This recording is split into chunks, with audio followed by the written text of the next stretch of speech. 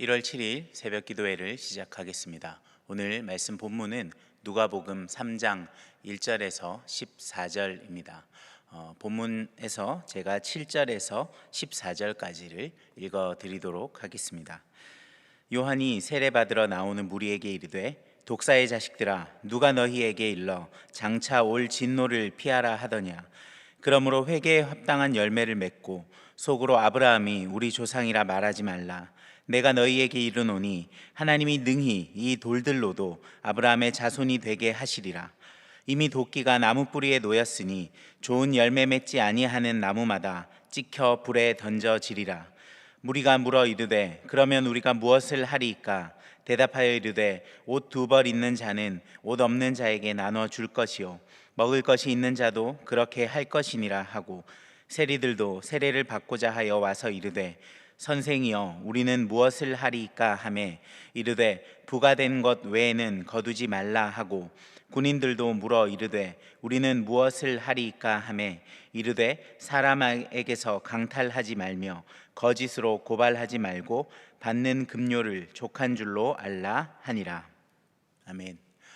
오늘 본문을 살펴보면 우리는 본문을 두 개의 단락으로 구분할 수 있습니다. 먼저 1절에서 6절까지는 이제 광야에서 회개의 세례를 전파하는 요한의 이야기가 나오고 있습니다.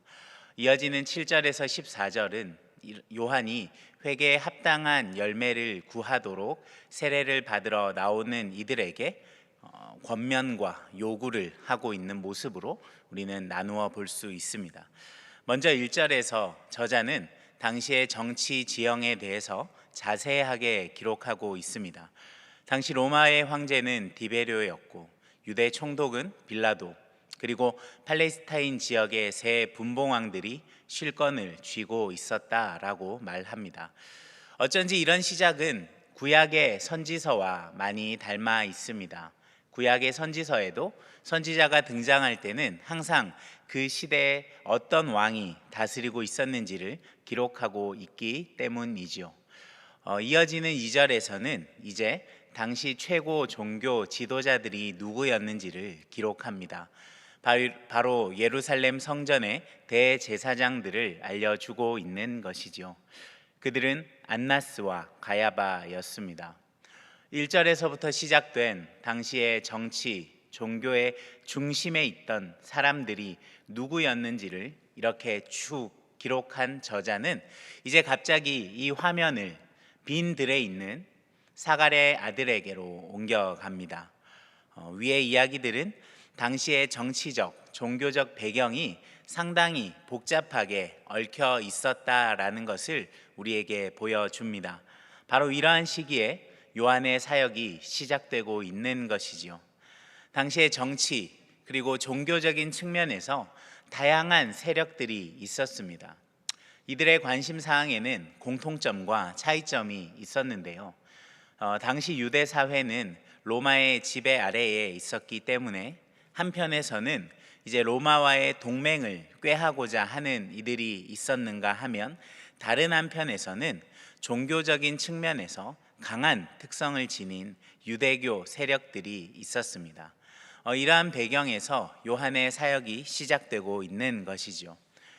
구약의 선지자들의 이야기처럼 이렇게 시작된 세례 요한의 이야기는 요한이 선지자의 소명과 권능을 부여받은 사람임을 우리에게 보여주고 있습니다.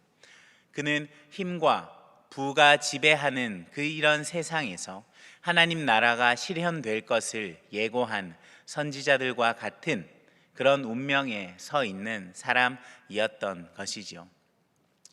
하나님의 말씀은 시대를 향한 하나님의 목적과 계획을 분명하게 드러냅니다. 또한 하나님의 말씀은 이 안나스와 가야바가 종교 권력을 행사하고 있는 이 성전이 아니라 광야에 있는 가난하고 경건했던 요한에게 임했습니다. 시대를 향한 하나님의 말씀은 결코 종교 권력과 지위가 높은 곳에 있는 사람에게만 임하는 것이 아니라는 것을 우리에게 보여주고 있습니다. 오히려 광야에서 하나님을 대면하며 또 고독하게 살았던 이 요한처럼 하나님에게서 받은 소명에 사로잡혀서 광야 같은 현실을 살아가는 그런 하나님의 종에게 하나님의 말씀이 주어지고 있는 것이죠. 이어지는 3절에서 이제 요한은 요단강 근처에서 죄 사함을 위한 회개의 세례를 전파하기 시작합니다. 요한은 회복을 위한 유일한 방법이 하나님께로 돌아오는 것이라고 선포하고 있습니다. 본문 4절에서 6절까지는 이 저자는 요한의 선포를 이사야서 40장 3절에서 5절 말씀을 인용하여서 입증하고 있습니다. 여러분이 광야가 어떤 곳입니까? 광야는 이스라엘 백성들이 출애굽, 즉 해방을 경험하기 시작한 공간이었습니다. 하나님이 애굽에서 노예로 살던 그 백성들을 구원하시고 또 그들을 끌어내셔서 광야로 데려오셨던 것처럼 우리 주님께서 이 광야 가운데로 임하실 것입니다. 그러므로 백성들은 이제 주님의 오심을 준비해야 하는 것이지요. 그리고 구약에서 하나님이 행하셨던 그 일들을 이제 예수 그리스도께서 이 백성들의 주가 되셔서 행하실 것입니다. 누가복음에서 주의 길을 준비하고 그의 오심을 곧게 하는 것, 그것이 회개이며 회개의 표시로 세례를 받는 것을 이렇게 이야기하고 있습니다. 모든 육체가 하나님의 구원을 보는 일은 예수님을 영접하는 자마다 구원을 경험하는 것으로 실현됩니다. 광야로 오시는 주님, 곧 예수님께 돌이켜서 그의 말씀을 영접하는 자마다 이 이사야서 40장에서 예고한 참된 구원을 보게 될 것이라는 것이지요. 이제 장면이 잠깐 바뀝니다. 요단강에서 세례를 베풀고 있는 요한에게 한 무리가 다가옵니다. 요한으로부터 세례를 받기 위함인데요. 그런데 요한은 그들을 향하여서 독사의 자식들이라고 부르며 다가오는 하나님의 진노를 그들에게 경고합니다. 이 독사의 자식들이라는 말은 유대인들이 이방인들을 향하여서 붙인 욕설의 표현이었습니다. 그런데 요한은 이 표현을 지금 유대인들에게 사용하고 있는 것이죠. 그러면서 요한은 그들에게 누가 너희에게 장차 올 진노를 피할 방편을 보여주었느냐라고 묻습니다. 이 말을 되짚어 보면 지금 요한에게 세례를 받기 위해 나오고 있는 사람들은 같은 유대인들이었고 그들 안에는 자신들은 하나님이 임하시는 심판의 날, 그 종말의 날에도 그 심판으로부터 구원받을 것이라는 마음이 있었다라는 것이죠. 왜 그렇습니까? 유대인은 선민, 즉 하나님으로부터 선택받은 민족이라는 생각이 그들 안에 여전히 존재하고 있었기 때문이지요. 그런 유대인들에게 요한은 분명하게 경고하고 있는 것입니다. 지금 회개하지 않으면 너희들도 심판을 피할 수 없다. 진정성이 없는 회개는 진노로부터 너희의 안전을 보장하지 않는다. 이 말을 지금 세례 요한은 하고 있는 것입니다. 이어지는 8절입니다.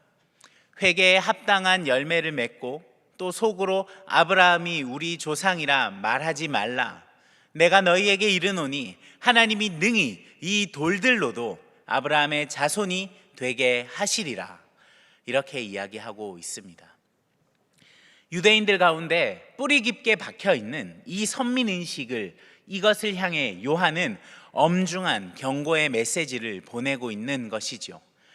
하나님이 아브라함을 통하여 이스라엘 백성들의 하나님이 되어 주시겠다는 약속을 하셨기에 우리는 특별하다. 우리는 하나님으로부터 선택받은 사람들이고 우리는 구원받은 사람들이다. 우리는 다르다. 우리는 특별하다.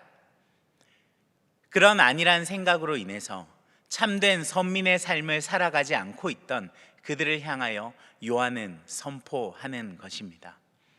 아브라함의 자손이라는 것이 그것이 절대로 너희들의 안전을 보장해 주지 않을 것이다. 하나님은 돌들로도 아브라함의 자손 삼으실 수 있으신 분이시다. 그리고 9절에 한 번 더 그것을 강조하고 있습니다. 좋은 열매를 맺지 아니하는 나무는 찍혀서 불에 던져질 것이라고 말입니다. 당시 유대인들을 향한 세례 요한의 이 외침을 여러분 우리는 깊이 새겨 들어야 할 것 같습니다. 당시 요한이 외쳤던 회개하라는 외침은 여러분 하나님을 모르는 이방인들만을 위한 외침이 아니었습니다. 하나님을 알고 있고 심지어는 자신들은 하나님으로부터 선택받은 백성이라는 생각으로 안일하게 살고 있었던 이스라엘 백성들에게, 그 유대인들에게 요한은 회개의 요구를 하고 있습니다. 사랑하는 여러분, 그리고 이 외침은 오늘 우리에게도 동일하게 요구되는 것이 아닐까요? 현재 많은 사람들에게 충격을 안겼던 한 가지 사건이 회자되고 있습니다. 18개월도 안 된 어떤 아이 한 명이 학대로 사망한 사건이 그것이죠. 물론 아직 정확한 법적인 판결이 나오지는 않았습니다만 이 학대를 한 것으로 추정되어지는 양부모 두 사람 다 목회를 하는 가정에서 자란 사람들이었고, 그 두 사람 역시 주위 사람들로부터 아주 신실한 기독교인으로 보여졌다라고 합니다. 여러분, 비단 이 일뿐만일까요? 가끔씩 뉴스나 매체를 통해서 전해지는 여러 좋지 않은 소식들 중에는 왜 그렇게도 교회나 목회자들 혹은 기독교인들이 얽히고 설켜 있는 일들이 왜 그렇게도 많을까요? 아니면 별로 많지 않은데 제 눈에만 늘 그런 일들이 보여서 많게 느껴지는 것일까요? 저는 그렇지 않다고 생각합니다. 우리 사랑하는 내일교회 성도 여러분, 하나님의 뜻을 거스르고 어그러져가는 세상을 향하여 회개하라, 천국이 가까이 왔다라고 외쳐야 하는 것도 모자란 지금에 오히려 세상이 우리를 향해서 회개하라는 외침을 하고 있지는 않습니까? 세상의 빛과 소금의 역할이 아니라 세상에 걱정을 끼치고 말썽을 일으키는 교회, 그런 그리스도인은 아닌지요? 우리는 지금 우리의 삶을 돌아봐야 할 것입니다.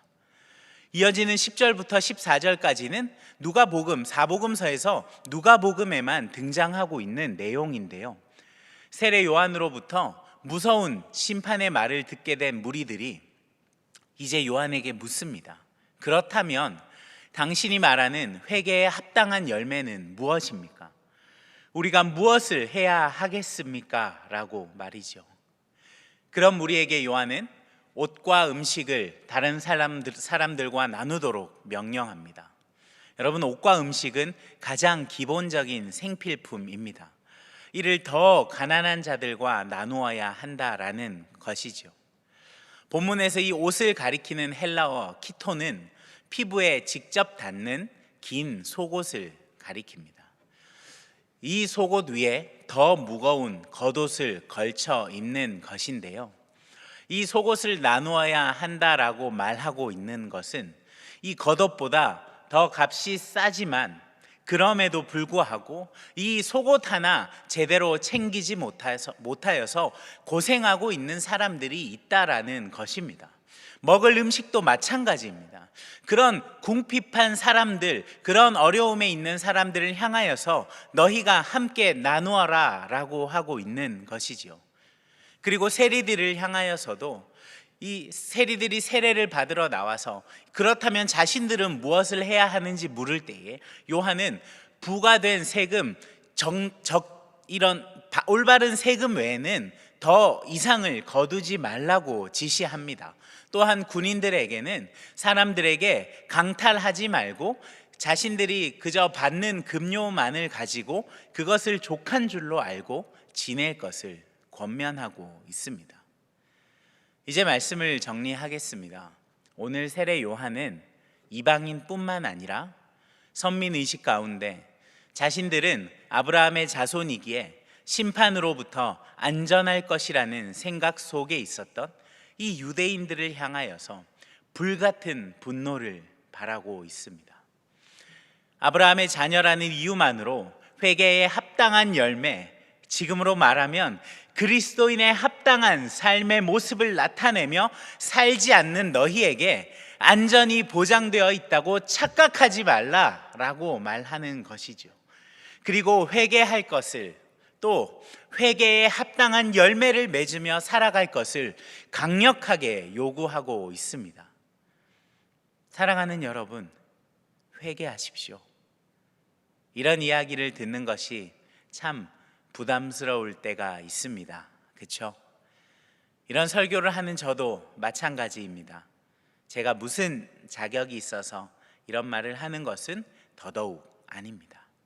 저 역시 여전히 죄가 많고 참된 삶의 열매를 제대로 맺으며 살아가지 못하는 사람 중 하나이기에 저 자신을 포함하여 영상으로 이 기도회를 드리고 있는 우리 모든 성도님들께 말씀을 드리는 것입니다. 여러분, 우리는 돌이켜야 합니다. 그리고 우리는 회개해야 합니다. 참된 회개의 열매를 맺는 삶을 살아가십시오. 그래서 세상이 걱정하는 그리스도인, 세상이 걱정하는 교회가 아니라 세상을 걱정하며 그래서 세상을 위해서 기도하는 그리스도인, 세상을 향하여 참된 회개를 선포할 수 있는 교회, 그런 교회가, 그런 우리가 되어야 하지 않겠습니까? 그리고 이 회개는 우리의 직장, 우리의 삶의 현장 속에서 실제적으로 이루어져야 합니다. 오늘 본문 뒤에서 세리와 군인들에게 이렇게 살라라고 말한 요한은 그들에게 너희들의 직업을 내려놓아라, 그 현장을 벗어나라, 이렇게 말하지 않고 있습니다. 자신들이 지금 처해 있는 삶의 현장, 그 직업의 현장에서 그리스도인으로 바른 삶의 열매를 맺으며 살아가려면 어떻게 해야 하는지에 대해서 요한은 말해주고 있는 것이지요. 이것이 무엇입니까? 우리 역시 우리의 일상, 우리의 직업의 현장에서 참된 회개의 열매, 긍휼과 사랑으로 표현할 수 있는 참된 회개의 열매가 저와 여러분을 통해서 맺어질 수 있어야 한다라는 것이죠. 이런 교회의 현장이 아니라 우리가 직업을 가지고 살아가는 우리의 직업의 현장에서, 우리의 삶의 현장에서 이 열매들이 맺어져야 한다라는 것이죠. 그러할 때에 이 회개의 열매는 우리 한 사람만의 변화가 아니라 나아가 우리 교회의 변화로, 더 나아가 지역의 변화로, 세상의 변화로 이어질 수 있을 것입니다. 오늘도 그렇게 그리스도인답게, 그리스도인처럼 여러분에게 주어진 일상을 겸손하게 살아가시는 저와 여러분의 삶이 되기를 소망합니다. 우리 시간 함께 기도했으면 좋겠습니다. 기도하실 때에 오늘 우리가 들었던 말씀을 기억하면서 하나님, 우리가 예수를 믿는 사람으로 살아가지만 진정으로 회개의 열매를 맺는 참된 그리스도인의 삶을 살아갔는지 돌이켜봅니다. 그러하지 않았다면 이 시간 우리가 회개하오니 하나님, 우리를 돌이키시고 우리가 우리의 삶을 통하여 참된 그리스도인의 삶의 열매를 맺어갈 수 있게 하여 주시옵소서. 더하여 기도하실 때에 특별히 오늘은 우리 전도와 섬김을 위해 기도하는 날입니다. 우리 오늘 말씀 내용과 좀 동일시되어서 하나님, 우리가 어려움 가운데 있는 많은 이들을, 많은 이웃들을 더욱더 섬길 수 있는 성도가 되게 하시고 교회가 되게 하시고, 주님, 코로나로 인하여 막혀버린 전도의 문이 더욱더 열리게 하시고, 하나님, 온라인 오프라인 모든 영역을 뛰어넘어서 이 전도와 섬김의 사역들이 주님 멈추지 않을 수 있도록 함께하여 주시옵소서. 우리 두 가지의 기도의 제목을 가지고 주님 앞에 함께 기도했으면 좋겠습니다. 기도하시겠습니다.